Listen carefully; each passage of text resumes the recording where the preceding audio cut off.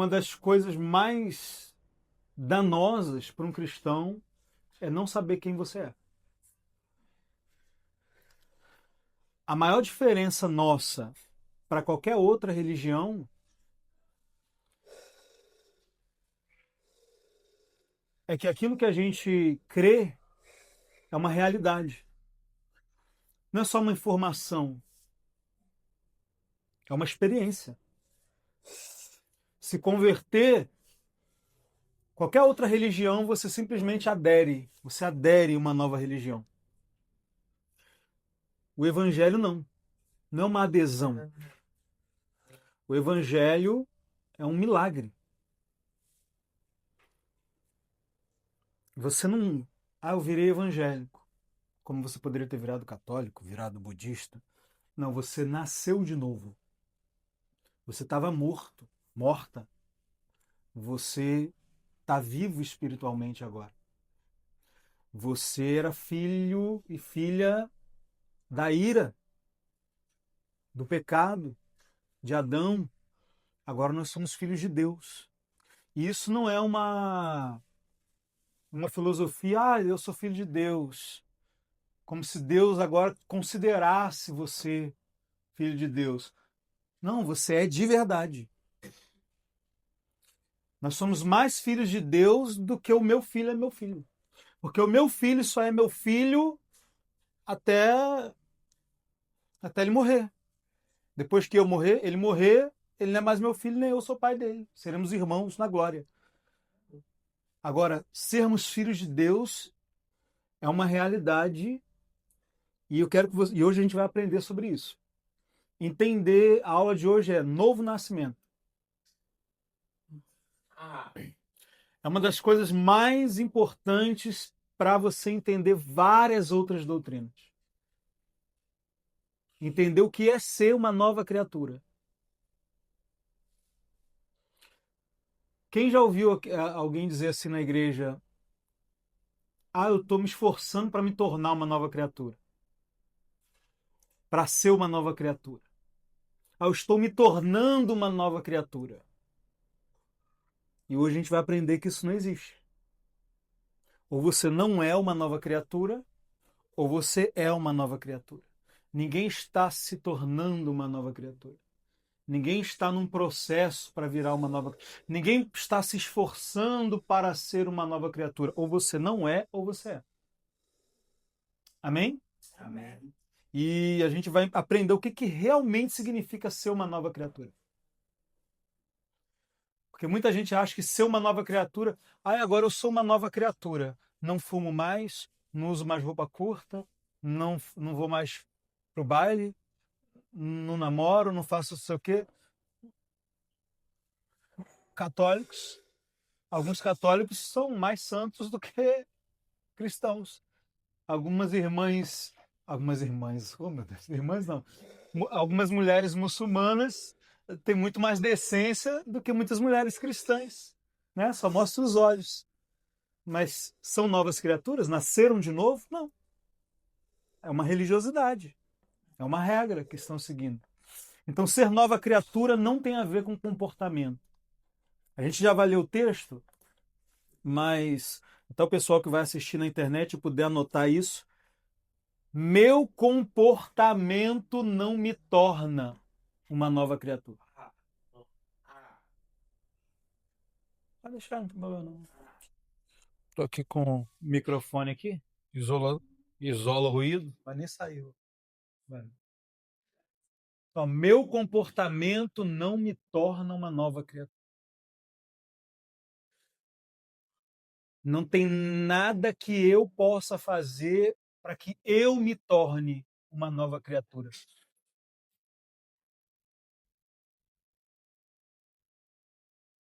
O que você fez para nascer?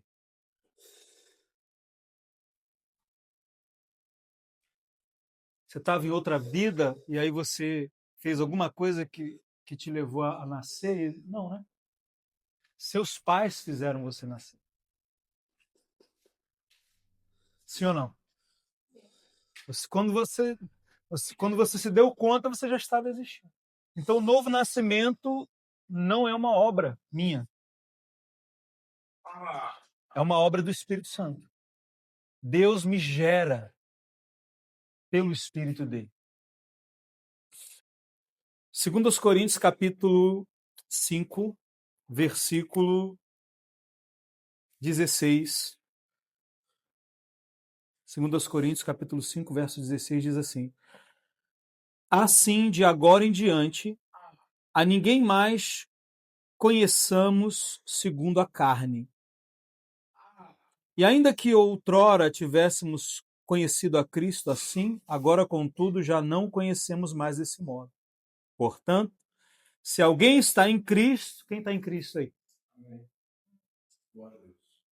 Se alguém está em Cristo, nova criatura é.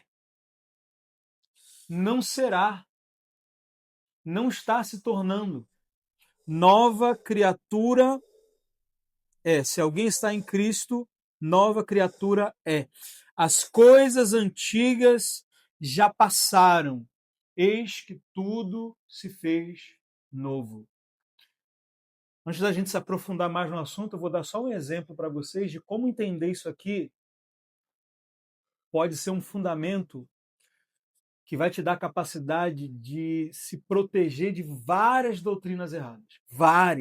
Várias doutrinas erradas você não vai engolir se você entender que você é uma nova criatura. Por exemplo, se eu sou uma nova criatura, se a pessoa que eu era antes de Cristo não representa mais nada para Deus, se Deus não me vê mais como aquela pessoa, se Deus disse que os meus pecados daquela época que eu era, Deus não lembra mais, se para Deus eu sou uma nova pessoa que nasceu no dia que eu me converti, faz sentido eu me colocar diante de Deus para me arrepender por pecados passados ou por pecados dos meus pais, dos meus avós? Faz sentido? Deus olha para mim e fala: eu só te conheço daquele dia que você aceitou o meu filho para frente. Quem você era antes não é mais quem você é agora. A pessoa que você era antes foi crucificada com Cristo. A pessoa que você é agora nasceu de mim, nasceu do meu espírito. Você é meu filho. Eu não lembro de nada antes do dia do seu nascimento. O que será que Deus pensa quando eu chego diante dele? Ó, Senhor, eu vim aqui para pedir perdão porque meu avô era um pilantra, meu avô era um adúltero. Aí Deus fala: avô, seu avô? Eu não tenho pai? Eu não tenho pai? Que avô é esse?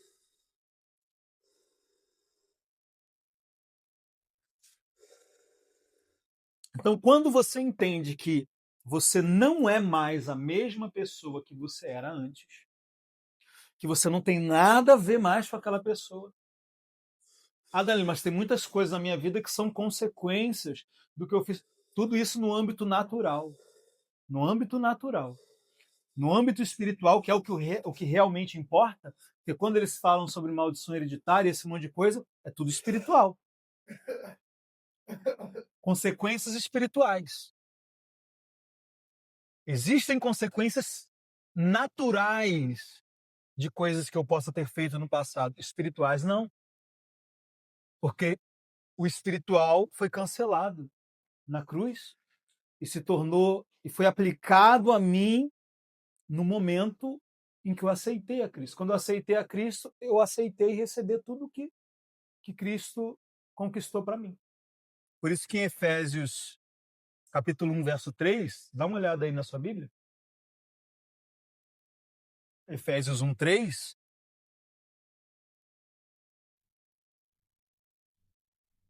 Diz: bendito Deus e Pai de nosso Senhor Jesus Cristo, qual nos abençoou no passado com todas as sortes de bênçãos nas regiões celestiais. Todas é o quê, irmão? Tem alguma bênção que ficou de fora? Então, na antiga aliança, você tinha que cumprir a lei para ser abençoado. Na nova aliança, você nasce abençoado. Você nasceu de novo, você já nasceu herdeiro. Você já nasceu completamente abençoado. Eu perguntei como alguém ser abençoado e ao mesmo tempo ser amaldiçoado. Eu estou debaixo de maldição e de bênção ao mesmo tempo. Não existe. Se a palavra de Deus está dizendo que eu sou abençoado com toda sorte de bênção, não tem como ter maldição na minha vida. Amém? Tudo foi anulado na cruz. Eu não tenho, a partir do momento que eu estou em Cristo, não tenho passado mais. Eu tenho em relação aos homens. Se eu matei alguém, eu posso ser preso, eu vou pagar pelo meu crime. Se eu devia alguém, eu tenho que pagar. Se eu engravidei alguém, eu vou continuar pagando pensão. Todas as consequências naturais, elas podem existir, mas espirituais não. Porque para que haja consequências espirituais, quem é que está levando em conta essas consequências? O que são consequências espirituais? São cobranças. Eu tenho uma consequência espiritual de um pecado na minha vida se Deus estiver me cobrando aquele pecado. Agora, se o próprio Deus está falando assim, dos seus pecados não me lembro mais, que consequência espiritual que eu tenho? Ah, mas o diabo. Uai, o meu pecado foi contra o diabo? Eu não pequei, não foi contra Deus, não? Então eu pequei contra Deus, Deus me perdoou, Deus disse que não lembra mais do meu pecado e eu estou devendo alguma coisa para o diabo? Ele que é pecador pior que eu? Eu não estou dizendo que o diabo não possa não tentar vir, mas quando você entende isso, você olha, diabo, dá licença. Em nome de Jesus, bate em retirada. Você não fica, eu vou ter que quebrar isso, tem que quebrar isso, tem que investigar meu passado, minha árvore genealógica, para descobrir aonde que entrou essa legalidade, se foi meu pai. Não, nada disso. Você sabe que você é uma nova criatura, que todo o seu passado foi apagado, todos os seus pecados foram perdoados, todas as suas dívidas foram pagas. E além de você não ter mais dívida, agora você tem um saldo. É saldo, não? Saldo é quando tem dinheiro na conta, né? Então você estava com a tua conta negativa. Não só foi pago ali o que estava negativo, mas agora ainda tem saldo, crédito. Que Cristo conquistou para nós. E a igreja ela deveria gastar mais tempo estudando sobre esse crédito. Como que eu faço para sacar esse crédito, para usar esse crédito, esses milhões que estão na minha conta? Mas não, passa mais tempo falando de dívida que não existe mais. Muitos ministérios, eles são totalmente focados na minha vida passada. Ministros, que todos os livros que a pessoa escreve é sobre o meu passado, é sobre as maldições da minha vida, do meu passado. E parece que nunca leram esse versículo na Bíblia. Quem está em Cristo, nova criatura é. As coisas velhas já passaram. Eis que tudo se fez novo. Tudo. Todo o convite do Evangelho hoje é para eu entender o que foi feito. O que eu sou agora em Cristo. O que eu tenho. O que foi conquistado. O que foi realizado. E a religião sempre vai para um outro lado. Sempre tem alguma coisa para você fazer. Sempre tem alguma coisa que Cristo não resolveu na cruz e que ficou para você resolver. Alguma maldição que não foi quebrada por Cristo, você tem que ir lá quebrar, ou então você tem que ir para o homem de Deus quebrar, para a mulher de Deus quebrar. E não se preocupe, claro, nunca tem um voto, nunca tem uma oferta, nunca tem nada disso. Ou tem? Então você percebe como um simples entendimento não te permite cair nessas coisas? Eu acho que você está passando por isso porque tua avó, eu sou nova criatura. Talvez você está passando por coisas que tem sim a ver com teu pai, com a tua mãe, com a tua família, no sentido de quê? Da educação que você recebeu, e dos traumas que você viveu, e te leva hoje a ter comportamentos que te trazem situações. Não porque tem alguma coisa espiritual mantendo aquela legalidade na sua vida, e porque tua mãe não foi feliz no relacionamento, você não tem que ser, tua filha não vai ser. Se você crê nisso, você vai viver isso. Porque a gente experimenta o que a gente quer. Amém?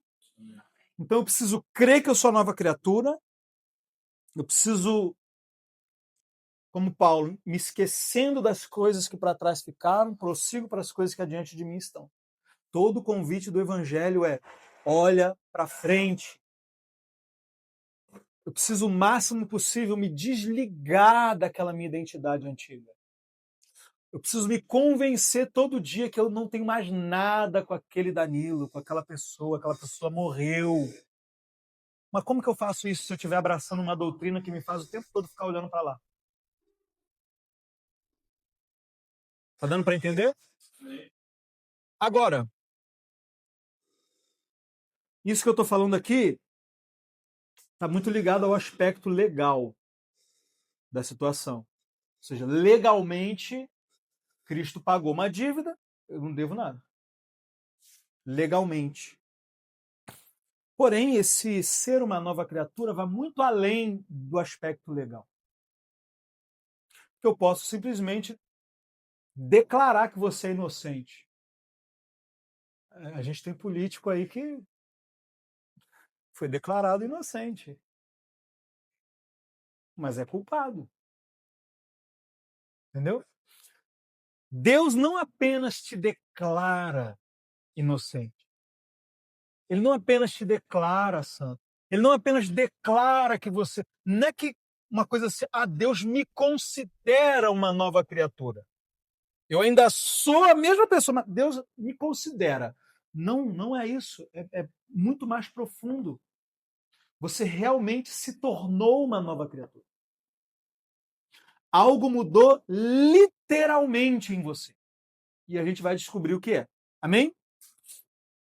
Vamos para João capítulo 3.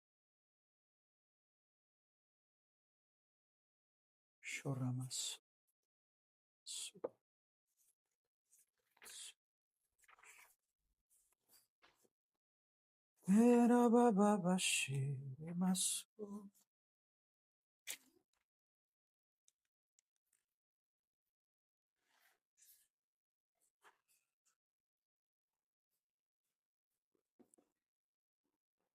João 3.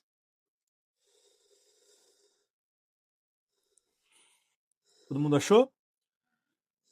Havia entre os fariseus um homem chamado Nicodemos, membro do Supremo Tribunal dos Judeus. Ele de noite procurou a Jesus e lhe disse: Rabi, sabemos que és mestre, vindo da parte de Deus, porque ninguém pode fazer esses sinais que estás realizando se Deus não estiver com ele. Jesus respondeu-lhe declarando, engraçado, né? Ele está aqui bajulando Jesus. Sabemos que tu és mestre Jesus. Você tem que nascer de novo, meu irmão. Não quero saber dessas bajulação, não. Jesus corta assim, né? Declarando, em verdade, te asseguro que se alguém não nascer de novo, não pode ver o reino de Deus. Nicodemos questionou, como pode um homem nascer sendo velho? Pode, todavia, entrar pela segunda vez no ventre de sua mãe e nascer novamente? Arrazoou Jesus, em verdade, te asseguro, quem não nascer da água e do Espírito não pode entrar no reino de Deus. O que é nascido da carne é carne, mas o que é nascido do Espírito é Espírito. Quando Nicodemos pergunta assim, como assim nascer de novo? Por acaso pode o homem voltar para o ventre da sua mãe? Nicodemos ele está interpretando aqui como se fosse um nascimento físico, não é? Se eu tivesse que nascer de novo fisicamente, eu teria que retroceder, eu teria que voltar para o ventre da minha mãe, eu teria que ficar pequenininho de novo, voltar para dentro do útero da minha mãe me gerar de novo e eu nascer de novo. Se fosse um novo nascimento físico. Só que aí quando Jesus diz assim, o que é nascido do Espírito é Espírito, Jesus está falando assim, eu não estou falando com você de nascer de novo fisicamente. Eu estou falando sobre nascer de novo espiritualmente. Não é o seu corpo nascer de novo, é o seu espírito nascer de novo. Então esse novo nascimento, ele é o renascimento do meu espírito. Olha aí na sua Bíblia em 2 Tessalonicenses,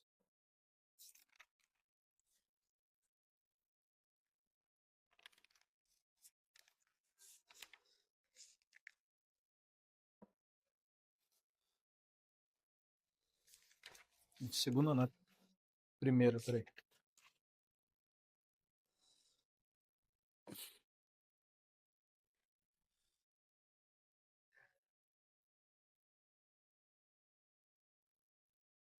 Meu Deus, eu estou em Colossenses, não ia achar nunca. Estou falando, cadê o capítulo 5 de Tessalonicenses?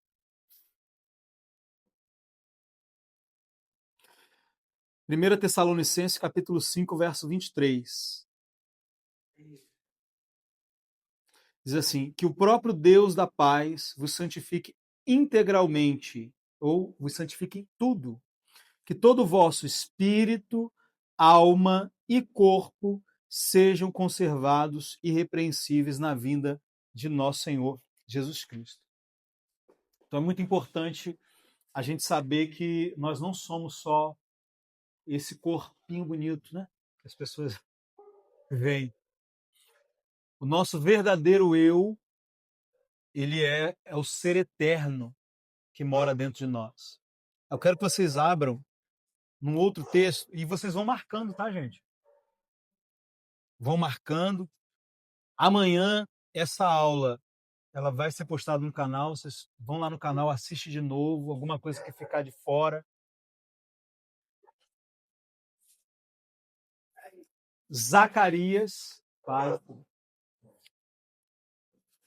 Zacarias 12, profeta Zacarias, capítulo 12.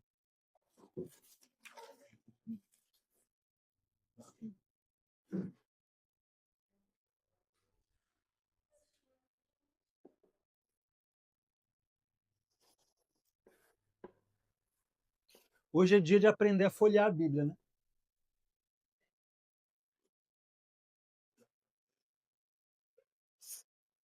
Nós vamos ver muitos versículos. Zacarias 12, 1. Os profetas menores, fáceis de encontrar. Todo mundo achou? Diz assim: esta é, pois, a palavra do Senhor para Israel. Palavra do Senhor que estendeu os céus, estabeleceu o alicerce da terra e formou o espírito do ser humano dentro dele. Formou o espírito do ser humano dentro dele. Essa palavra formou aqui, no original, é a mesma palavra que quando Deus formou o homem do pó da terra. Essa palavra aqui significa modelar, realmente dar uma forma. Quem aqui, quando a gente fala assim, o meu espírito, quem aqui tem uma impressão de que é, não sei, assim, uma fumaça, uma energia, um Gasparzinho, não sei, alguma coisa. Às vezes a gente até fala assim, Deus falou no meu espírito. Aí bota a mão aqui, Deus falou no meu espírito. Como se o espírito fosse uma energia aqui dentro da minha barriga, dentro aqui da minha tripa, do meu estômago, em algum lugar aqui. E é muito importante saber que o nosso espírito não é uma fumaça. Não é uma energia assim. O homem espírito, porque vamos lá, espírito. Anjo é espírito? Anjo é uma fumaça? Anjo tem braço? Tem perna? Tem olho? Alguns têm muitos olhos, né? Tem uns anjos que é olho para tudo que é lado, olho para cima, olho para baixo, olho na mão, olho nas asas. Tem anjo que é cheio de olho. Mas anjos têm forma. Anjos têm forma. O diabo é um espírito e ele tem forma. Então, quando você pensar em espírito, pensa numa outra dimensão, num outro mundo, mundo espiritual, mas que o mundo físico, ele é uma réplica desse mundo espiritual. Você quer um exemplo? Quando Jesus conta ali a história do rico e do Lázaro. Morre o rico, morre o Lázaro, O Lázaro vai para o seio de Abraão, o rico vai para o Hades, aí o rico está lá no Hades. Aí a palavra de Deus diz que, erguendo ele os olhos, era o corpo dele que estava lá no Hades? Não. Então, que olho era esse que ele ergueu? Então, o espírito tem olho, né? Viu Lázaro. Então, Lázaro não era tão diferente assim de como ele era. Ele reconheceu ali Lázaro. E aí, vendo Lázaro, ele fala o seguinte: Abraão, pai Abraão, pede para Lázaro molhar o quê? Espírito tem dedo. Molhar a ponta do dedo e fazer o quê? Espírito tem língua. Viu que interessante? Então, o nosso homem espiritual, ele é exatamente como o nosso homem natural. A única diferença é que ele não adoece, não envelhece. Se você perde um braço aqui, você não perde o seu braço espiritual. Quem está entendendo? Vou dar mais alguns exemplos para ficar mais fácil de vocês entenderem. O que é o homem interior e o homem exterior. É muito importante saber o que é o homem interior, porque é quem você é de verdade. O homem interior é quem eu sou realmente. O homem exterior é como se fosse uma roupa que eu visto para viver aqui, nesse mundo físico. O ser humano consegue viver no espaço? Não tem condições. Não foi criado para isso. Mas quando o ser humano quer ir lá para o espaço, o que ele faz? Coloca uma roupa especial. Sabe, percebeu que a roupa espacial tem o mesmo formato da roupa do corpo? Né? Tem 2 braços, tem 2 pernas, tem um negócio redondo aqui para ficar no lugar da cabeça. Só que ela dá condições do homem estar num ambiente que ele, naturalmente, não poderia estar. O fundo do oceano também, o mar, também não é criado para nós estarmos lá. Nós não estamos condicionados a viver no fundo do mar. Mas aí o que o homem faz? Cria uma roupa de mergulhador. Aqueles óculos assim, aqueles pés de pato,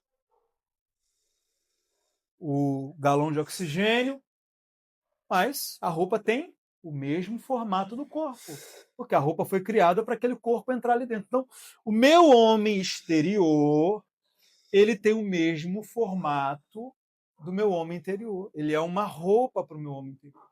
Então, a minha mão é como se fosse uma luva para a minha mão espiritual. Meu pé é como se fosse uma bota para o meu homem espiritual. Minha cabeça aqui é como um capacete. Eu estou aqui dentro, meu irmão. Quem está entendendo? Pode falar isso? Eu estou aqui dentro. Você não está me vendo.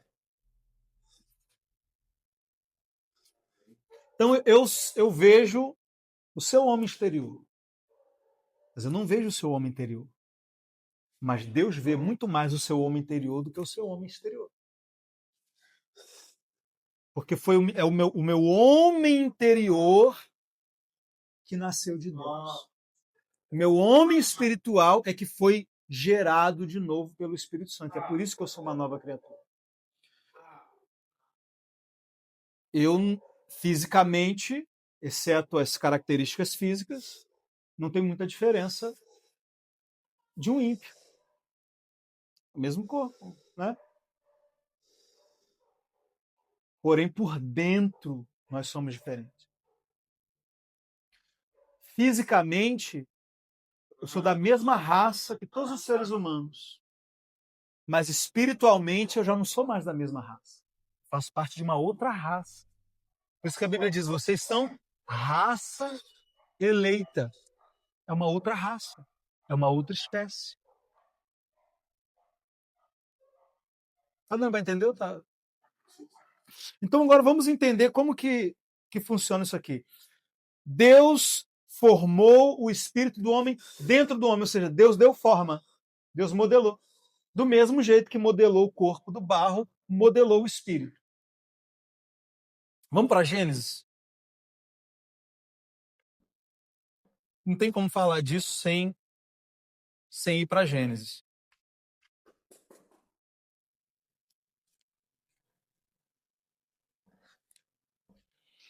Gênesis capítulo 2.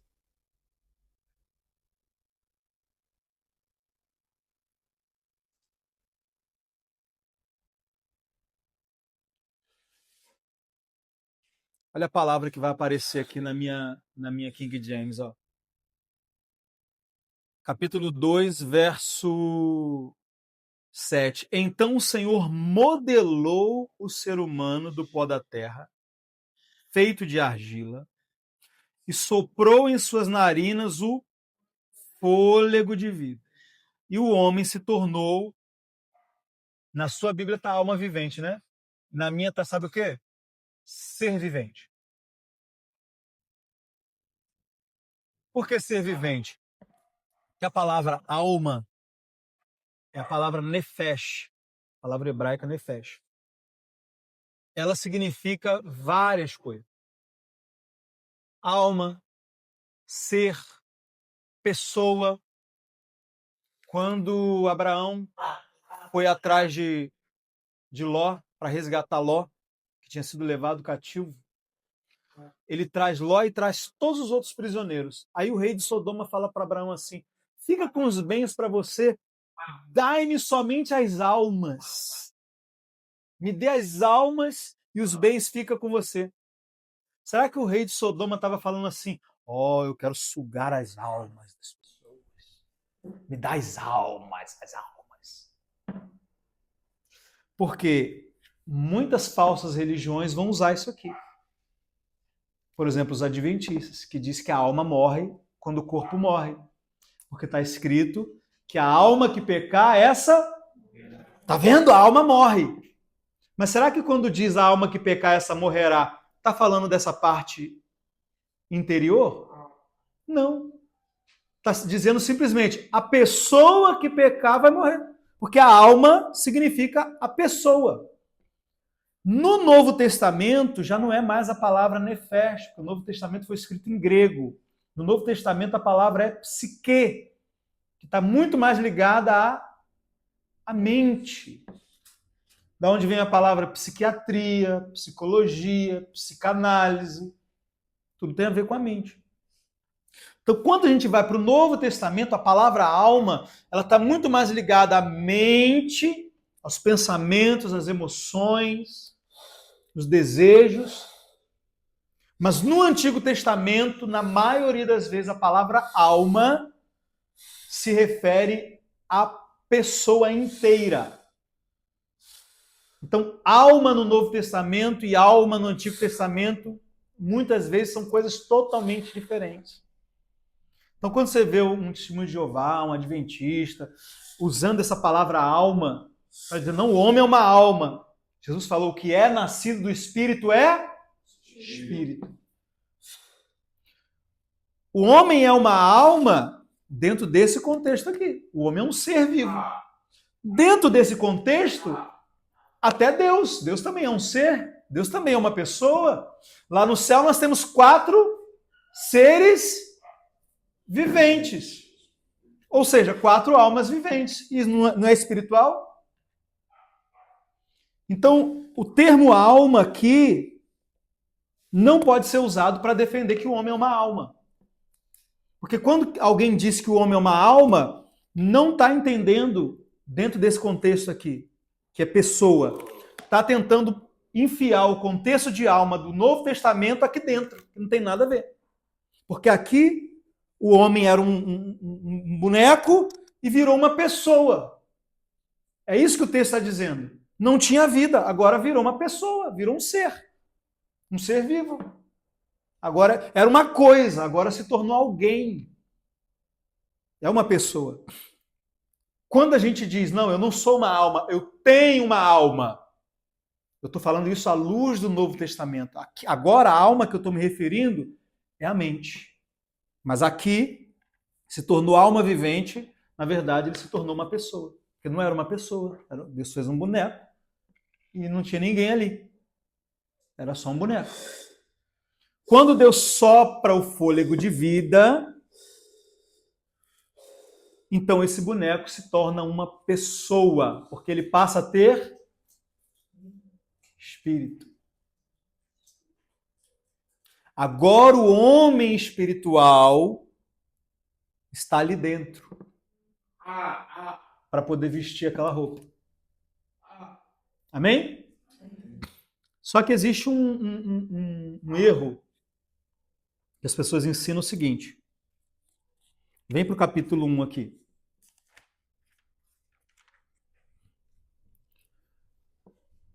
Verso 26. Então Deus disse: façamos o homem à nossa imagem, de acordo com a nossa semelhança. Dominem eles sobre os peixes do mar, sobre as aves do céu, sobre os grandes animais e todas as feras da terra, e sobre todos os pequenos seres viventes que se movem rente ao chão. Deus, portanto, criou os seres humanos à sua imagem, a imagem de Deus os criou, macho e fêmea os criou, e os abençoou e ordenou: sede férteis, multiplicai-vos, nananana. Não vamos ler tudo. Qual é o erro que algumas pessoas defendem? Que primeiro aqui, no capítulo 1, Deus criou o homem e a mulher espirituais. Deus criou Adão e Eva, espirituais. Aí pegou esses dois espíritos e enfiou dentro do corpo ali de Adão. Quando Deus soprou o fôlego de vida, na verdade, Deus estava pegando já o homem pré-existente ao corpo e colocando dentro do corpo. Tem muita gente que defende essa ideia. Inclusive gente famosa aqui no Brasil. Pregador famoso. Entendeu? E que quando saiu o vídeo dele pregando isso, todo mundo, nossa, que revelação! Heresia. O ser humano não é pré-existente ao corpo. Como que eu sei disso, Danilo? Onde a gente estava antes de vir para Gênesis? Quem lembra? Não. O texto que a gente estava antes de vir, a gente já leu vários, mas antes de vir para Gênesis a gente estava onde? Zacarias. E o que diz lá em Zacarias? Que Deus formou o espírito do homem dentro dele. E ali tem gente, não, dentro de Deus, não. Ali é dentro dele o homem. O que é um outro erro também. Até um apóstolo que a gente gosta muito já cometeu esse erro, que vai lá para Efésios capítulo 1, que diz: Deus nos elegeu nele antes da fundação do mundo. Aí entende assim, não, o homem já existia dentro de Deus. Aí Deus nos elegeu nele, ou seja, Deus viu a gente nele, Deus olhou para dentro dele assim, aí viu lá o Josuézinho lá dentro, Danilo, todo mundo tá dentro de Deus. Aí Deus me escolheu nele, ou seja, dentro de Deus. Só que quando você começa do versículo 1, diz que nós fomos abençoados com toda sorte de bênçãos nas regiões celestiais em Cristo. Como também nos elegeu nele. Nele é quem? Cristo. Não está falando que Deus me viu dentro dele. Não, Deus me elegeu em Cristo. É disso que está falando. Não é que antes de Deus criar o mundo, eu já existia dentro de Deus. Nada na mente de Deus, com certeza. Porque Deus é...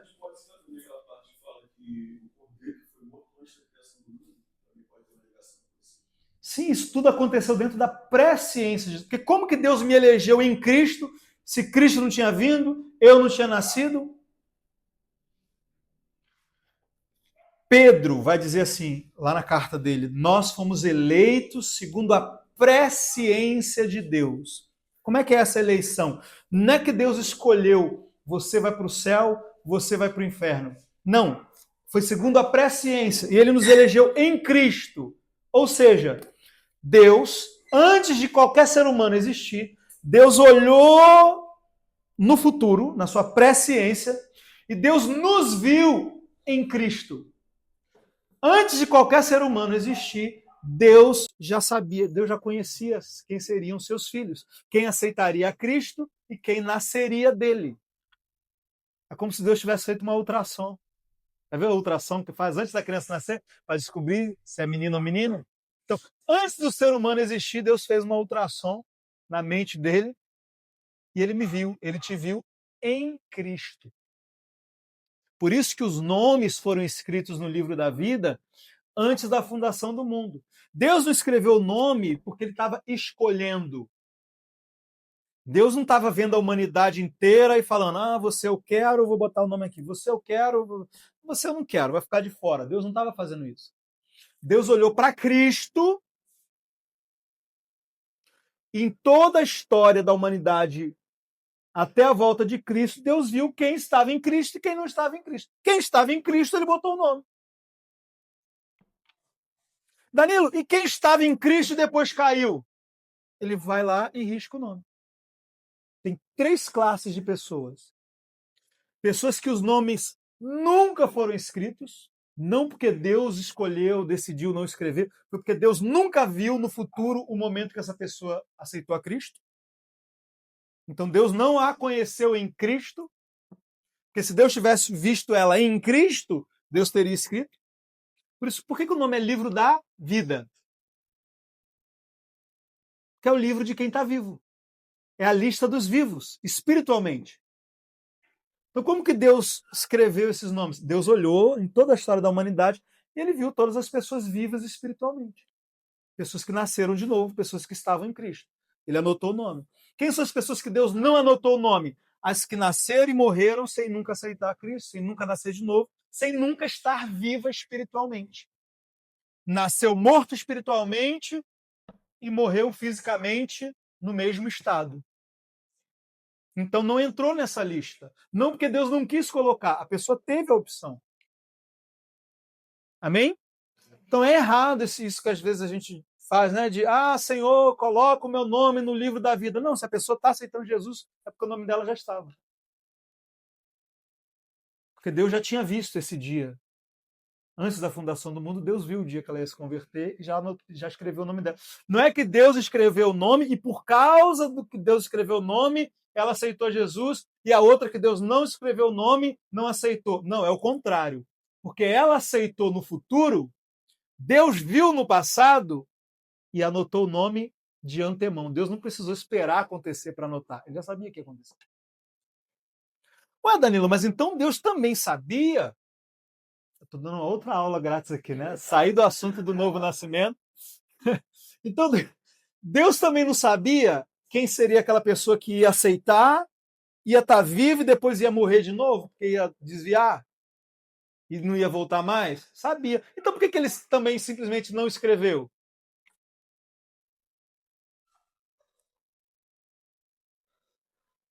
Já que ele sabia que depois ele ia ter que riscar. Depois você pergunta para ele. Ele quis escrever, ele... Porque assim, irmãos, presta atenção numa coisa. Uma pessoa que aceita Cristo e depois desvia, e tem várias formas de desviar, tem o desvio que a pessoa se afasta, depois volta, nunca chega realmente a negar a Cristo. Tanto você vai falar com ela, ela chora, ela quer voltar, às vezes não tem força. E existe aquele desviar que a pessoa realmente nunca mais vai voltar. É a morte espiritual. Quando uma pessoa nasce de novo, é a mesma coisa que quando vocês mulheres vão no hospital e vocês têm um filho. Sabe quando você olha aquele bebê ali? Eu lembro quando a Zoe nasceu, tava eu segurando aqui a minha esposa, a médica, ajuda ela aí, eu aqui abraçado com ela aqui, ela fazendo força, a médica, quando a médica puxou, aí jogou em cima dela que assim, ficou nós dois olhando, olhamos aquela menina, olhamos para a menina, olhamos um para o outro e começamos a chorar. Uma emoção muito grande, o nascimento da nossa filha. Deus não só experimenta isso no momento em que alguém aceita Cristo. Antes da fundação do mundo, Deus viu todos os nascimentos dos filhos dele. Como que Deus não ia escrever o teu nome? Entendeu? Então Deus escreveu no livro da vida o nome de toda pessoa que esteve em algum momento viva espiritualmente. Até Adão. Adão foi criado vivo espiritualmente e depois morreu espiritualmente. Mas, se Adão foi salvo, porque tudo indica que Adão foi salvo, ele continuou servindo a Deus, toda pessoa que foi salva no Antigo Testamento foi salva pelo sacrifício de Jesus, que ainda iria acontecer. Isso daí é tema para uma outra aula. Então Deus anotou o nome dos filhos dele. E Deus não riscou o nome dessa pessoa até que essa pessoa realmente morresse. Até que Deus realmente visse o momento, morreu. Não é, presta bem atenção como que funciona a morte espiritual. Não é que Deus, a pessoa se desviou, agora Deus rejeitou aquela pessoa, Deus tirou a salvação dela. Não. Aquela pessoa morreu. Deus tinha um filho e aquele filho morreu. Mas está vivo ainda lá. Não, aquela pessoa que está lá viva, praticando, não é o filho de Deus. O filho de Deus morreu, em algum momento morreu. Quando ela morreu espiritualmente, o filho de Deus morreu. Porque o filho de Deus era o espírito que estava ali dentro. Quando aquele espírito morreu, a pessoa continua vivendo, mas não é mais filho de Deus. Até uma outra pessoa que nem é mais aquela primeira, é uma pessoa pior do que a primeira, que a Bíblia diz que o estado dessa pessoa se torna pior do que o primeiro. Ela nem é aquela pessoa que ela era antes de aceitar Cristo, que aquela já morreu. Ela agora é uma pessoa pior. Ela é uma pessoa que está morta espiritualmente e escolheu estar morta espiritualmente.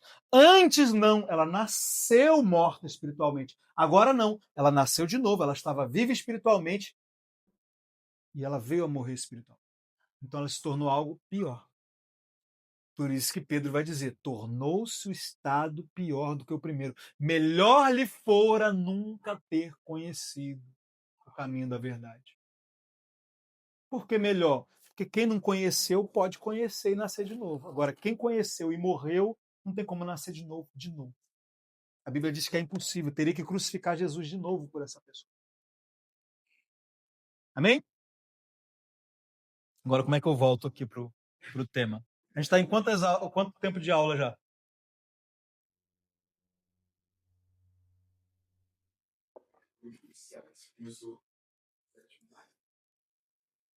Acabou a aula, gente? Perguntando.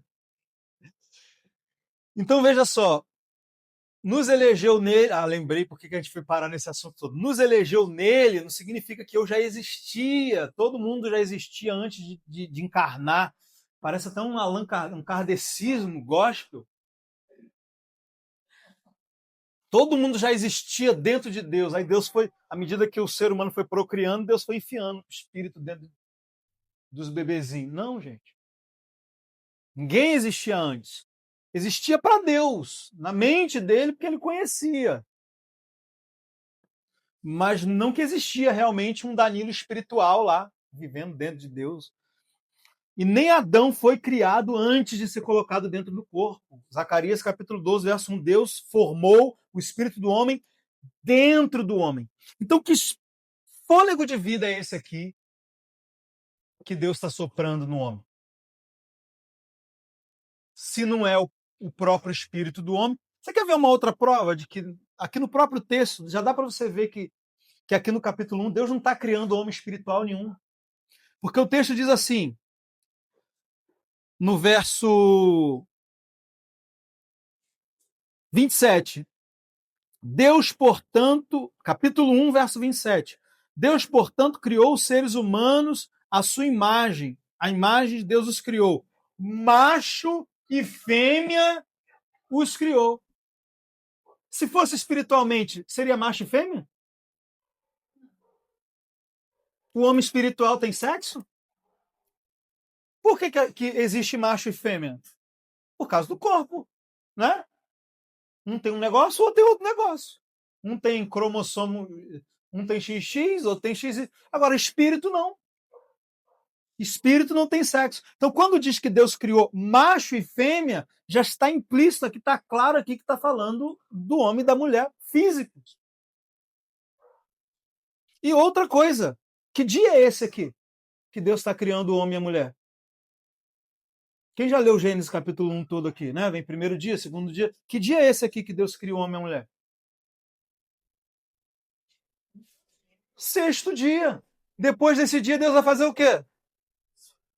Se Deus está criando o espírito aqui, que dia que Deus criou o corpo? No sábado? No domingo? Ou seja, o homem foi criado no primeiro dia da outra semana? Então é óbvio que aqui é a criação do homem completo, fisicamente, macho e fêmea. No sexto dia aconteceu tudo. No sexto dia Deus criou. Aí a gente pode debater se o sexto dia durou 24 horas ou não, que um dia para Deus é 1000 anos como. Mas no sexto dia, já que no outro dia Deus descansou e não fez mais nada, então tudo teve que acontecer no sexto dia. Deus formar o corpo do homem, soprar o fôlego de vida, depois botar o homem para dormir, tirar a costela, formar a mulher, porque no sexto dia Deus criou macho e fêmea.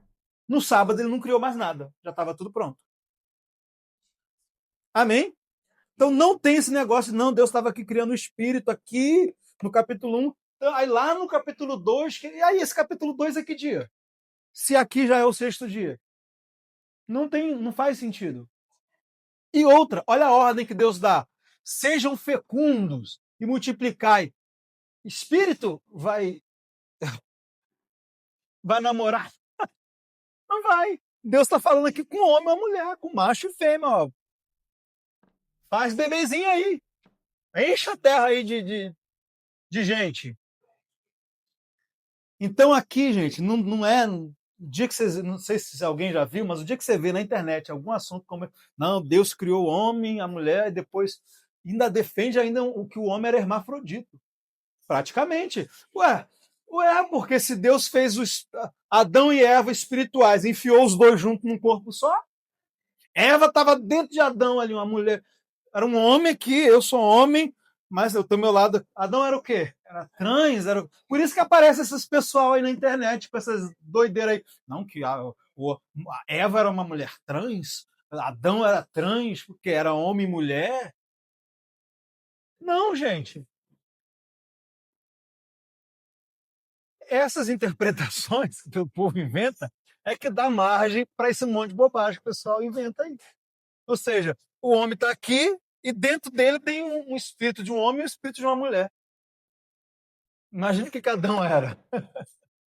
Nada disso. Amém? Deus criou Adão, depois criou. Ah, mas aqui não diz que Deus soprou em Eva. Não diz, também não diz. Ou se Deus também pegou do próprio espírito de Adão e formou também o espírito de Eva. Porque o espírito de Adão foi formado de quê? O corpo foi feito do pó da terra. E o espírito foi feito de quê? De espírito. Agora, de qual espírito que o espírito de Adão foi feito? Qual é a matéria-prima do espírito de Adão? Quem soprou? A palavra fôlego aqui é a mesma palavra para espírito. Então, Deus respira? Quem criou o oxigênio?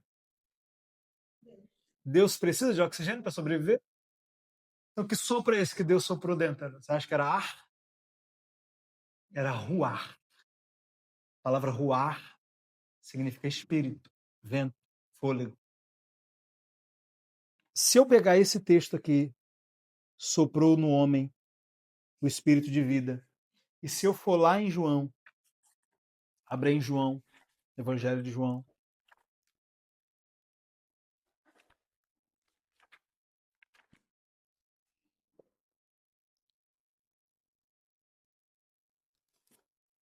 capítulo 20,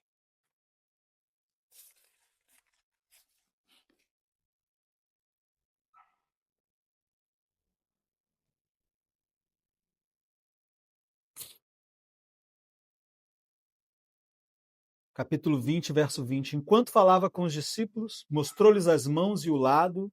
Então os discípulos ficaram muito alegres ao verem o Senhor, que Jesus acabou de ressuscitar dos mortos. E Jesus lhes disse mais uma vez: a paz seja convosco. Assim como o Pai me enviou, eu também vos envio. Verso 22. E tendo dito isso, soprou sobre eles e disse-lhes: recebei o Espírito Santo. Que forma interessante que Jesus escolheu para trazer os seus discípulos de volta à vida. Porque Adão morreu espiritualmente lá no Éden.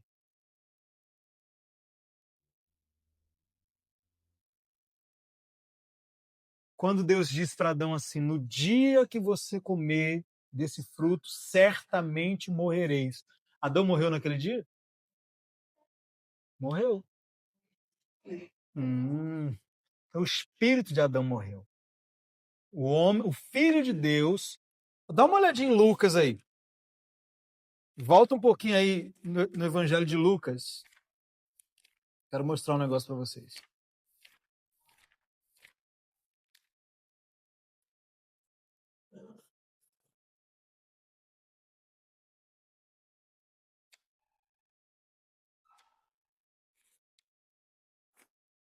Bom que nessa escola aqui a gente lê a Bíblia, tudo não leu a semana toda.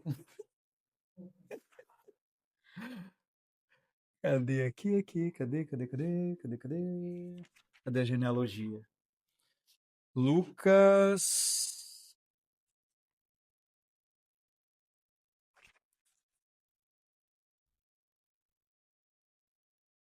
Cadê a genealogia de Jesus, meu Deus?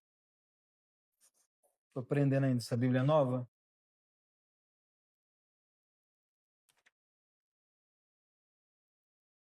Achei. É o capítulo 4. Perdão, 3. Capítulo 3, verso 36. Vamos começar já no final da genealogia. Já pensou ler essa genealogia toda aqui? Vindo de José até chegar em Adão? Não, vamos começar lá já dos netos aqui de Adão.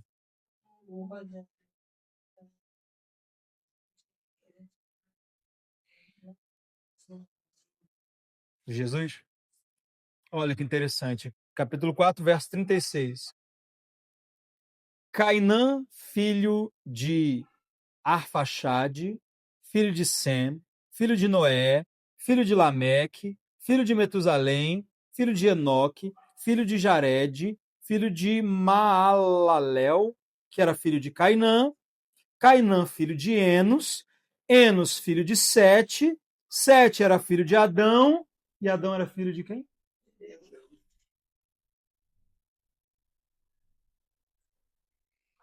Mas por que agora o ser humano tem que se tornar filho de Deus, se Adão era filho de Deus?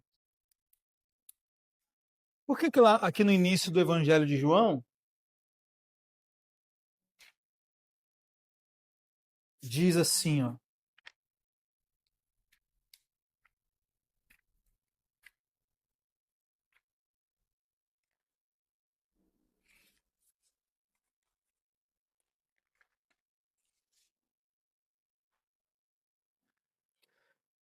verso 11, ele veio para os que eram seus, mas os seus não o receberam, mas todos quantos o receberam, deu-lhes o poder de se tornarem filhos de Deus, a saber, os que creem no seu nome. Então, eu me torno filho de Deus quando eu creio no nome de Jesus. Significa que eu não era filho de Deus, amém? Olha aí Efésios capítulo 2.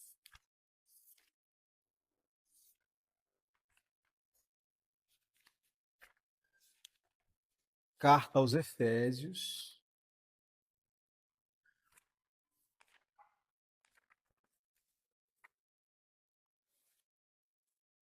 Uma das características de uma doutrina verdadeira, não necessariamente que uma doutrina falsa também não possa ser usar vários versículos, né?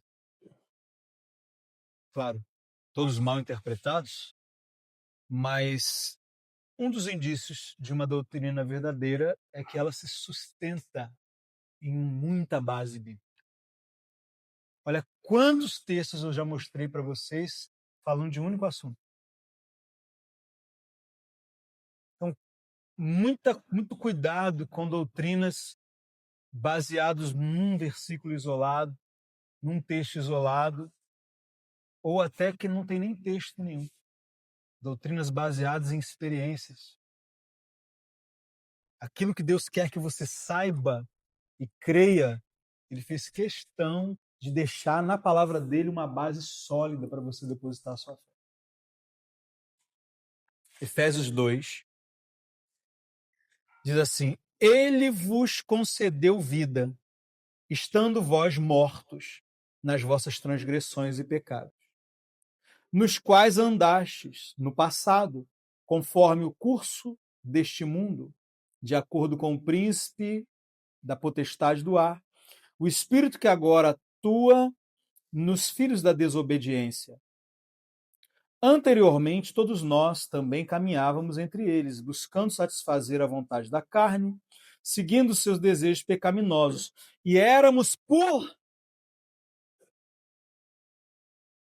filhos da ira. Ou seja, a natureza que eu tinha antes de aceitar Cristo era uma natureza de pecado. E essa natureza me fazia filho da ira. Por isso eu não podia ser chamado de filho de Deus. Quando Paulo disse que nós éramos, o que isso significa? Exatamente. Se eu era alguma coisa, porque eu não sou mais. Aí olha que interessante, depois que Paulo fala isso aqui, ele diz assim: no entanto, Deus, que é rico em misericórdia, por meio do seu grande amor com que nos amou, nos deu vida com Cristo, estando nós ainda mortos em nossos delitos e pecados, pela graça sois salvos. Nos ressuscitou. Quem é ressuscitado é porque estava o quê? Agora olha o que ele vai falar lá no capítulo 4, verso 17. Ele vai falar da diferença entre nós, essa pessoa que foi ressuscitada e que já não é mais por natureza filho da ira, porque não tem mais a mesma natureza.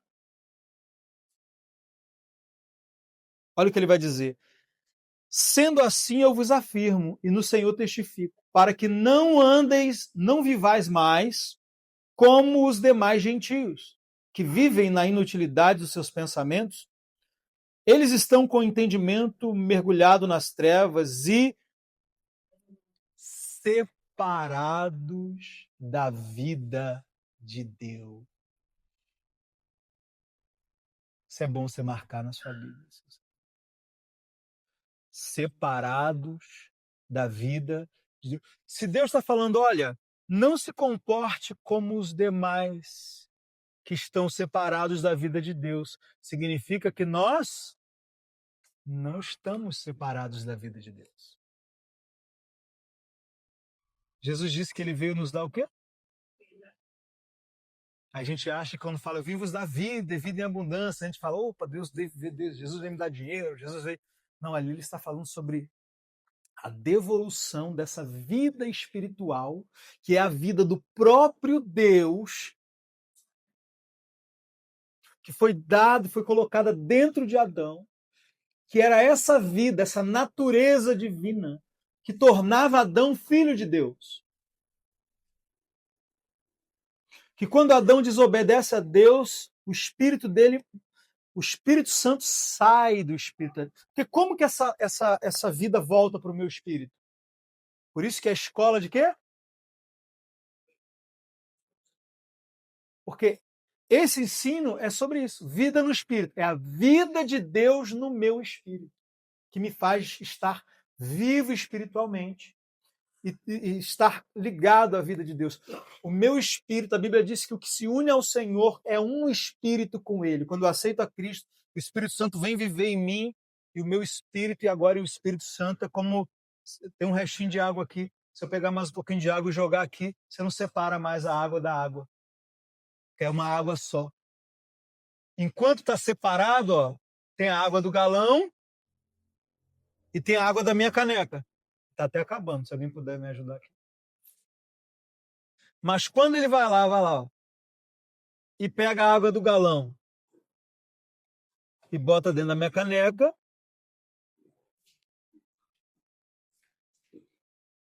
aqui dentro agora tem a água que estava na minha caneca e tem a água que estava no galão. Mas tem duas águas aqui? Tem uma água só, né? Por que a água mistura com água? Porque ambos são água. Joga azeite aqui para ver que vai misturar. Por que o Espírito Santo pode ser um com o seu Espírito? Porque agora o seu Espírito tem a mesma natureza que ele. Porque ele gerou de novo, o seu Espírito nasceu de novo do Espírito Santo. Eu vou dar uma resumida aqui, depois na próxima aula a gente entra mais, mas para dar uma conclusão. Quando diz que Deus formou o espírito do homem dentro do homem, entenda o que aconteceu. Quando Deus foi formar o corpo, ele pegou a matéria-prima, pó da terra, fez o corpo. Mas agora imagina que Deus soprou o seu espírito dentro do homem. Aí o Espírito Santo chegou lá dentro daquele boneco ali. Qual matéria-prima que o Espírito Santo tinha disponível ali para gerar e formar um outro espírito? Ele mesmo.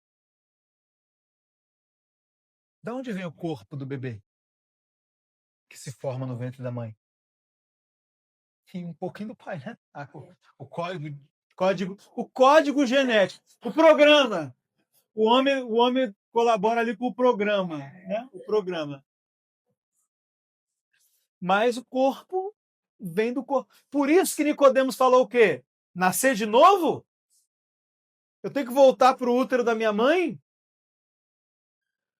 Mas e se a gente interpretar exatamente da mesma forma o nascimento espiritual?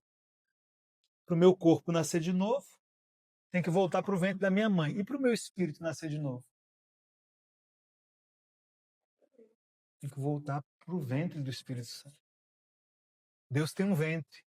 O nome desse ventre é Espírito Santo, que gera todas as coisas.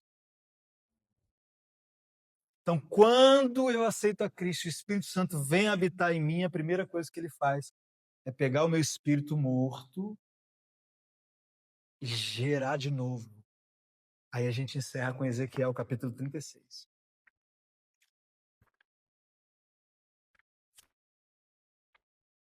Ramando raça la sheke la masolana sheke.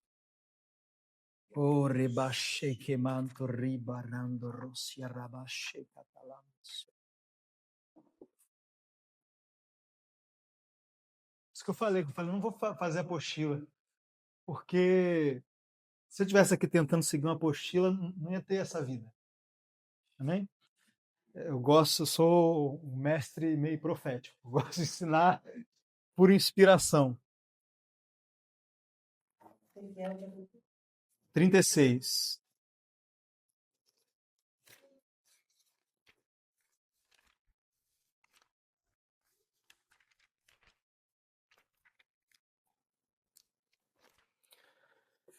Trinta e seis, 24.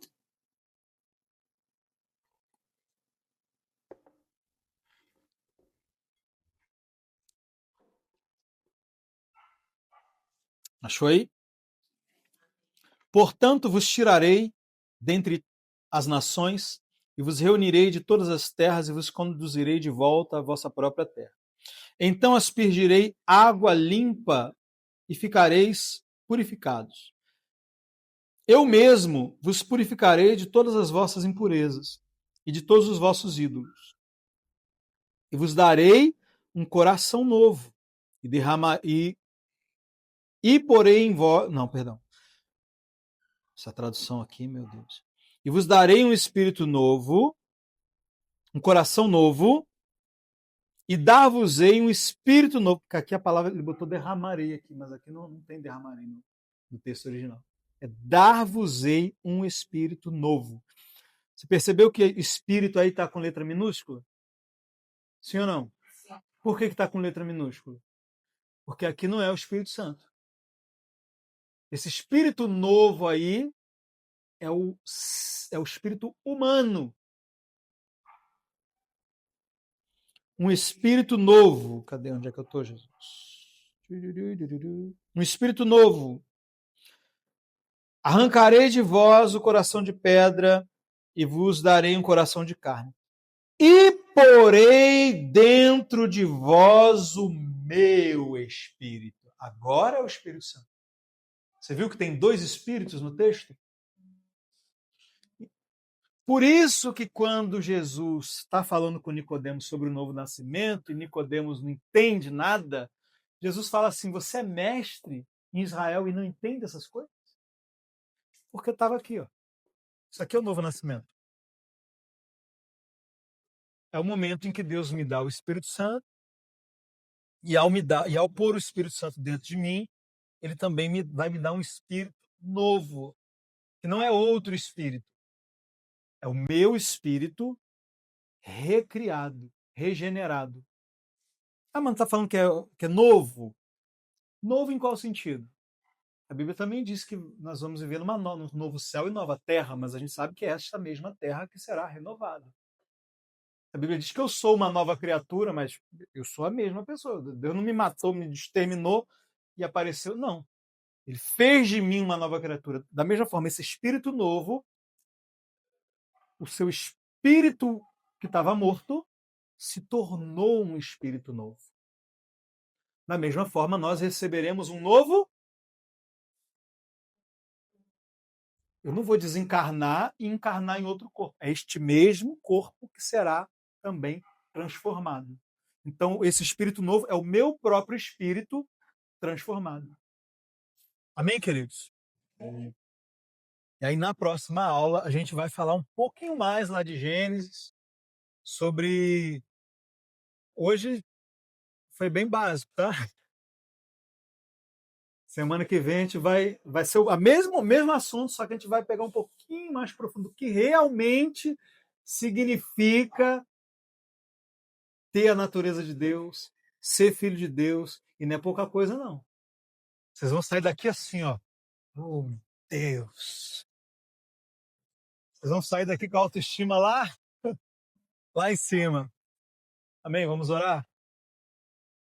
Pai querido, te damos graças pela tua palavra, que nos alimenta, que nos sacia, que nos empolga, Senhor. Ah, Deus, como é bom te ouvir, Espírito Santo, como é bom aprender de ti, que tu és manso e humilde de coração.